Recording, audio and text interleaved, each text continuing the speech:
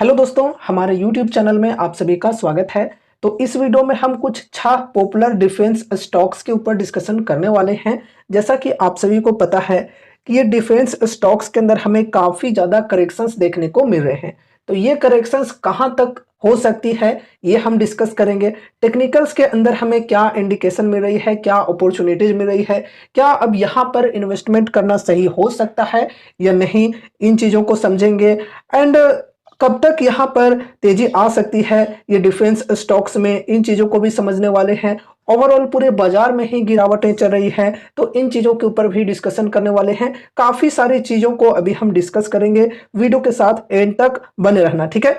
तो चलो शुरू करते हैं। देखो दोस्तों, आज जो हम 6 पॉपुलर डिफेंस स्टॉक्स के ऊपर डिस्कशन करने वाले हैं, उसमें से फर्स्ट है एचएल, सेकंड बेल, थर्ड है Mazagon dock, fourth Cochin shipyard, fifth garden ship builders and sixth BDL.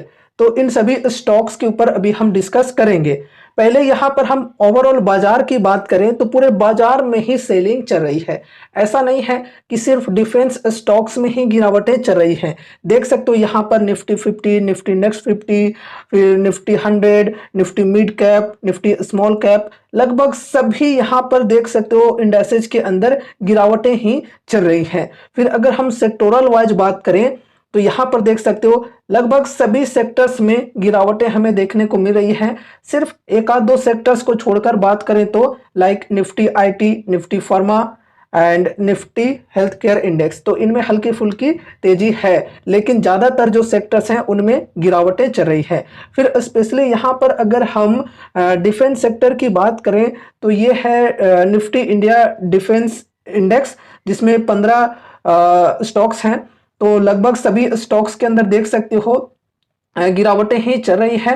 सिर्फ यहाँ पर एक स्टॉक ऐसा है जो कि पॉजिटिव में है, फिलहाल 0.24% की तेजी है, लेकिन ये भी मार्केट क्लोज होते होते शायद माइनस में चला जाए, ठीक है, क्योंकि बहुत बड़ी तेजी नहीं है।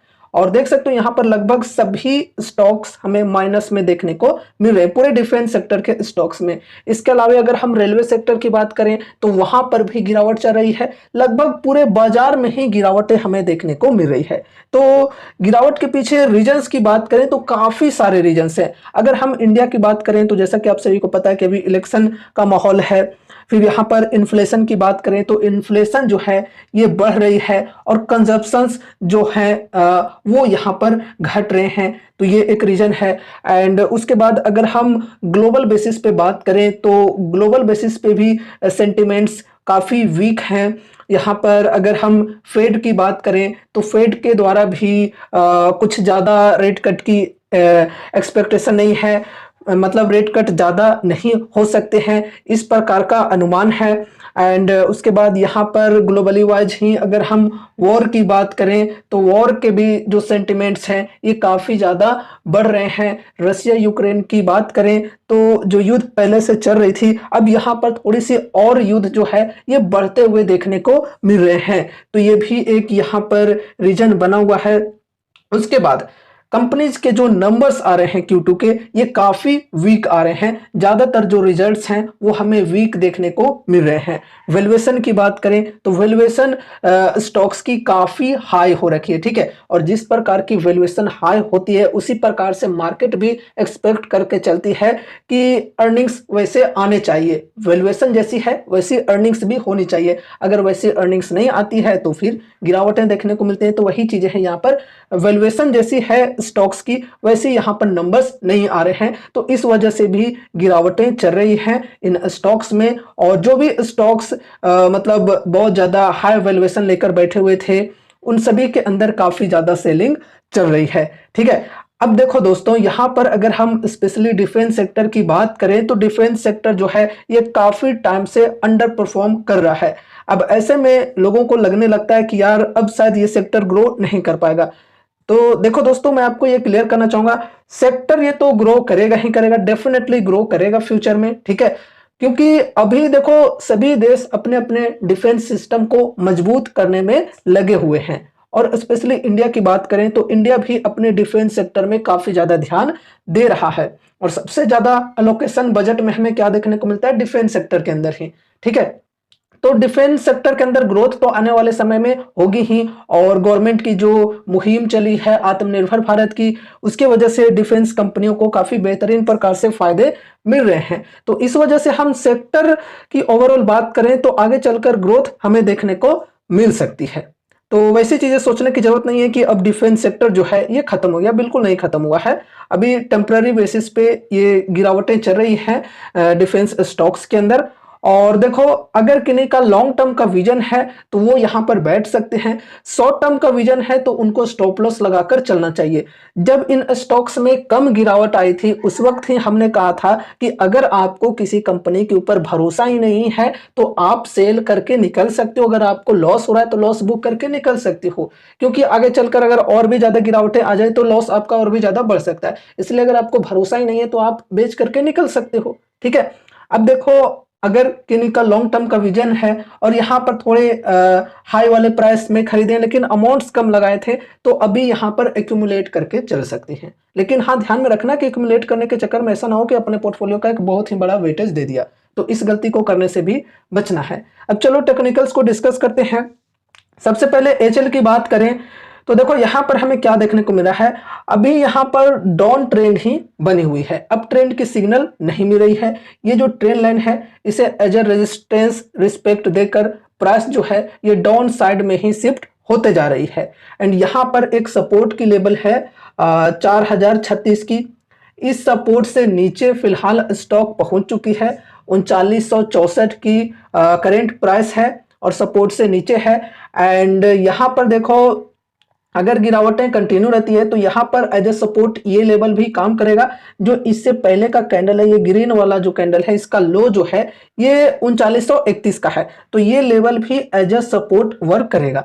ये लेवल टूटता है तो फिर नेक्स्ट सपोर्ट होगा यहां पर 3756 का। ठीक है, और यहां पर अगर हम मार्जिन ऑफ सेफ्टी के हिसाब से डिस्काउंट की बात करें तो तकरीबन यहां पर 30% की डिस्काउंट्स मिल रही है 52 वीक हाई के लेवल से। तो अगर कोई यहां पर इन्वेस्टमेंट की शुरुआत करना चाहते हैं तो यहां पर मार्जिन ऑफ सेफ्टी के हिसाब से डिस्काउंट बढ़िया मिल रही है एसआईपीज की शुरुआत करने के लिए। मानकर चलो, अगर आपको यहां पर टोटल 1 लाख रुपए लगाने हैं तो यहां पर 1 लाख का 10 से 15% अमाउंट लगा सकते हो। ठीक है, अगर आप चाहो तो ये जो परसेंटेज है ये थोड़ा सा बढ़ा करके 20% या 25% भी कर सकते हो। ठीक है, कहने का मतलब यह है कि एक साथ सारा का सारा पैसा नहीं लगा देना है, उसका एक छोटा सा हिस्सा ही लगाना है।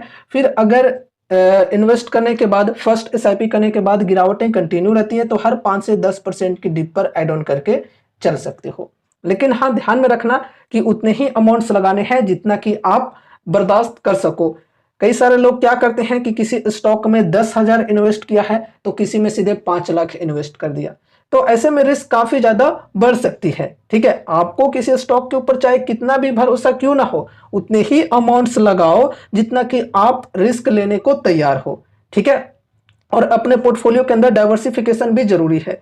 अगर आप डिफेंस सेक्टर में इन्वेस्ट कर रहे हो तो ऐसा ना हो कि सिर्फ और सिर्फ डिफेंस स्टॉक से लेकर बैठ गए, बहुत ही ज्यादा इससे दुख होगा जब गिरावटें आएगी सेक्टर में। तो इसलिए अलग अलग सेक्टर्स में इन्वेस्ट करना जरूरी है ताकि एक सेक्टर में तेजी आए और दूसरे सेक्टर में गिरावट भी आए तो उससे हमारा जो पोर्टफोलियो है उसके ऊपर ज्यादा इफेक्ट ना पड़े। ठीक है, अब चलो नेक्स्ट स्टॉक को डिस्कस करते हैं। तो नेक्स्ट स्टॉक है बेल यानी कि भारत इलेक्ट्रॉनिक्स लिमिटेड। आज के दिन यहां पर -2.69% की गिरावट चल रही है। एंड यहां पर एचएल की बात करें तो यहां पर भी लगभग 2.25% की गिरावट है फिलहाल।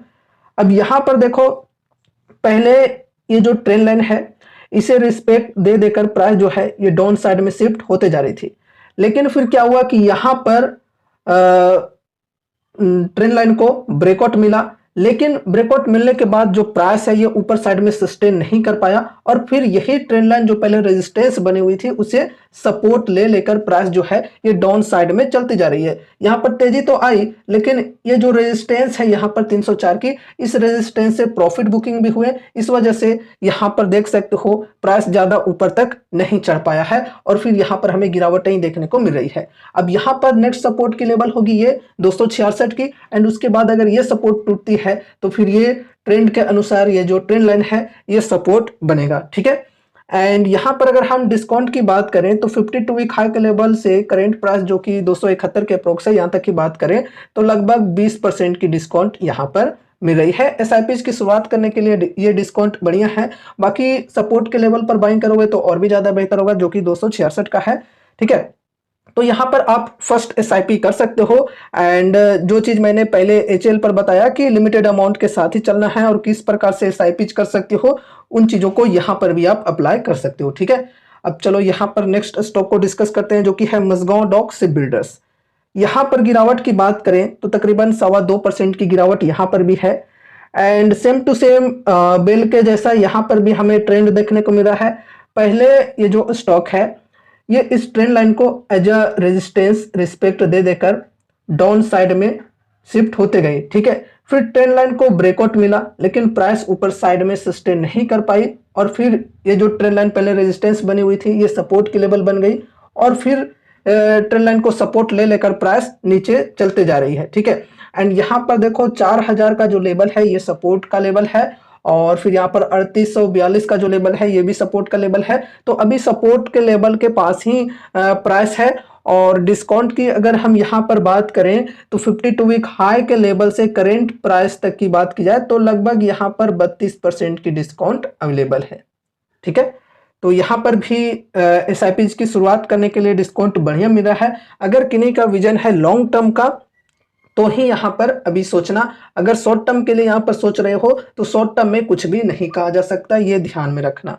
ठीक है, अब चलो यहाँ पर हम नेक्स्ट स्टॉक को डिस्कस करते हैं, जो कि है कोचिन शिपयार्ड। भाई इनकी तो हालत बहुत ही खराब है। फिलहाल ये जो स्टॉक है अपने 52 वीक हाई के लेवल से 56% तक करेक्ट हो चुकी है। 56% के डिस्काउंट पर अवेलेबल है स्टॉक। एंड यहाँ पर भी सेम टू सेम देख सकते हो, उसी प्रकार से ट्रेंड लाइन जो है पहले रेजिस्टेंस बनी हुई थी एंड उसके बाद अब यहाँ पर ऊपर ट्रेंड लाइन के प्राइस चला गया और फिर यहाँ पर ट्रेंड लाइन जो है ये सपोर्ट बन गया है। ठीक है, और सपोर्ट के तौर पर रिस्पेक्ट देकर प्राइस जो है ये नीचे साइड में चलती जा रही है। एंड यहाँ पर देखो ये एक सपोर्ट की लेवल थी 1347 की, इससे नीचे प्राइस आ चुकी है, अभी प्राइस है 1307 की। तो अब ये जो पहले सपोर्ट बनी हुई थी अब ये रेजिस्टेंस बन चुकी है। एंड उसके बाद यहाँ पर नेक्स्ट सपोर्ट की लेवल है 1183 की। ठीक है, तो देखो ये सपोर्ट के लेवल को फिर से मैं डिस्कस करना चाहूंगा। यहां पर देखो पहले ये जो ट्रेंड लाइन है ये सपोर्ट बनी हुई है एंड उसके बाद यहां पर जो 1183 का लेवल है ये भी सपोर्ट का लेवल है। अगर आपको इस कंपनी में इंटरेस्ट है और विजन है लॉन्ग टर्म का तो यहाँ पर एसआईपी की शुरुआत करने के लिए डिस्काउंट ठीक मिल रही है। मार्जिन ऑफ सेफ्टी के हिसाब से यहाँ पर एसआईपी की शुरुआत कर सकते हैं। 56% का डिस्काउंट अवेलेबल है।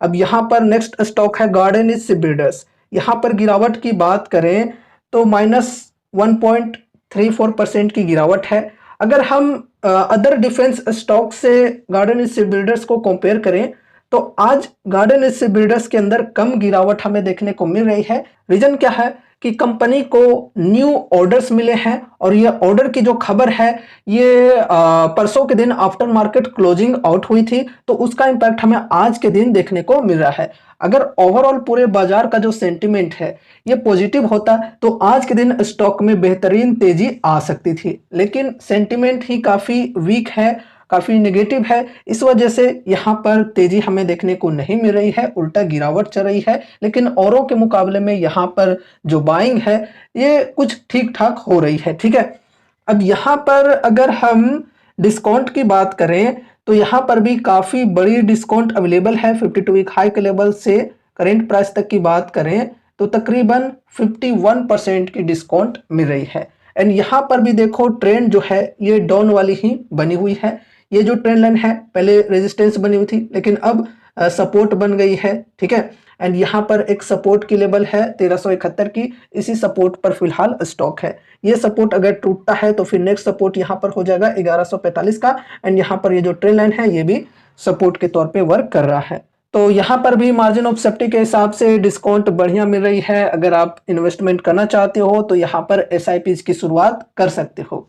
अब चलो नेक्स्ट स्टॉक को डिस्कस करते हैं, जो कि है बीडीएल यानी कि भारत डायनेमिक्स लिमिटेड। यहाँ पर अगर हम डिस्काउंट की बात करें तो यहाँ पर भी काफ़ी बड़ी डिस्काउंट मिल रही है। 52 वीक हाई के लेवल से करेंट प्राइस तक की बात करें तो तकरीबन 47% की डिस्काउंट यहाँ पर अवेलेबल है। ठीक है। एंड यहाँ पर देखो ये जो ट्रेंड लाइन है इसे रिस्पेक्ट दे देकर जो प्राइस है ये डाउन साइड में चलती जा रही है। अभी ट्रेंड लाइन के ऊपर प्राइस नहीं आया है, अभी ट्रेंड लाइन के नीचे ही है। और ओवरऑल यहाँ पर ट्रेंड की बात करें तो डाउन ट्रेंड ही बनी हुई है। एंड यहाँ पर सपोर्ट के लेवल की बात करें तो सपोर्ट की लेवल है फिलहाल 896 की, मानकर चल सकते हो 900 की। एंड उसके बाद नेक्स्ट सपोर्ट है यहाँ पर 800 की, ठीक है। तो ये डिस्काउंट यहाँ पर अवेलेबल है।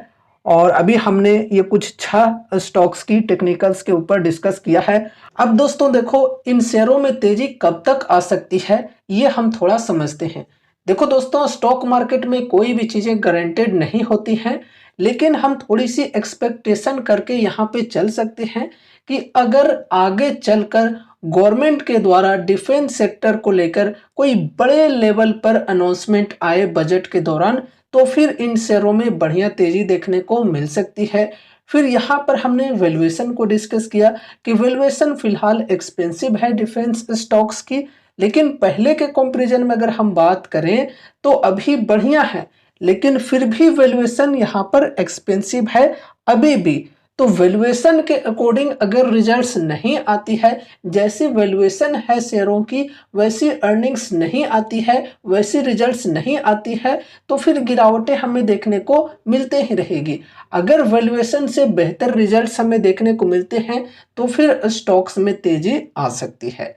देखो अर्निंग्स के बेसिस पे जब तेजी आती है तो वो तेजी टिकाऊ मानी जाती है। अगर बीच बीच में कोई गुड न्यूज की वजह से स्टॉक्स में तेजी आते हैं तो वो तेजी टेम्पररी बेसिस पे होती है, ये ध्यान में रखकर चलना है, ठीक है।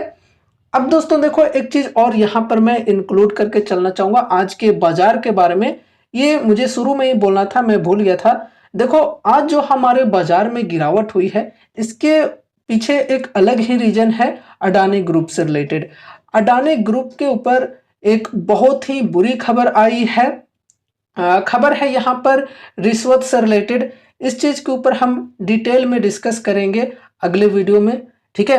अब एक बहुत ही इंपॉर्टेंट बात कि यहाँ पर हमने जो भी चीजों को डिस्कस किया है वो ध्यान में रखना कि सिर्फ और सिर्फ एजुकेशनल पर्पज से किया है। आप सभी को इन स्टॉक से रिलेटेड कोई भी बाय या सेल की कॉल टिप या रिकमेंडेशंस नहीं दी गई है, ठीक है। ये ध्यान में रखकर चलना। इसलिए इस वीडियो को देखने के बाद अगर आपको कुछ भी इंटरेस्ट लगता है तो फिर आपको अपने तरफ से भी कुछ स्टडी एनालिसिस करनी है, या फिर अगर आपके फाइनेंशियल एडवाइजर्स हैं तो उनसे एक बार कंसल्ट जरूर से करना है एंड उसके बाद ही कोई डिसीजंस लेने हैं। तो ये रही हमारी आज की वीडियो। उम्मीद है कि इस वीडियो के माध्यम से आपको कुछ यूजफुल इन्फॉर्मेशंस मिले होंगे। तो वीडियो को लाइक करके चैनल को सब्सक्राइब कर देना और मिलते हैं अगले नए वीडियोज के साथ। तब तक के लिए बाय बाय।